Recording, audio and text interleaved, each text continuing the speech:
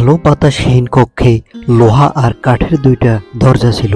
সারাক্ষণ প্রচণ্ড শব্দে ফ্যান ঘুরত। দিনে মিনিট ৩০-এর মতো ফ্যান বন্ধ থাকলে থমথমে নীরব থাকতো রুমগুলো।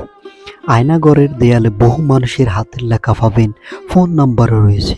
গুম করে রাখা মানুষদের ওখানে রাখা হয়েছিল কয়েকটা sound proof room. Torture sell হিসেবে ব্যবহার করা হতো।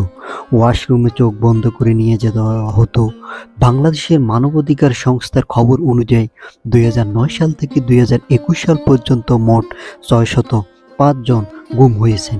এদের অনেকে বিএনপি সমর্থক, এদের অনেককেই জঙ্গি বলে আটক করা হয়েছে।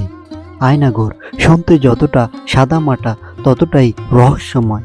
শেখ হাসিনার আমলে তৈরি এই আয়না ঘরেই রাখা হতো গুম করে রাখা মানুষজনকে। আলো বাতাসহীন একটি কক্ষ, সেখানে সারাক্ষণ গড়গড়িয়ে চলতো ফ্যান। শেখ হাসিনা বিদায় নেওয়ার পর কথা উঠেছে, আয়নাঘরের বন্দীদের কি হবে, তাদের মুক্তি দেওয়া হইতেছে না কেন, এই ব্যাপারে কথা হয়। কাদের রাখা হতো ওই আয়নাঘরে? হাসিনার আমলে বিরোধী দলের বহু নেতা কর্মী নিখোঁজ হয়ে গিয়েছে।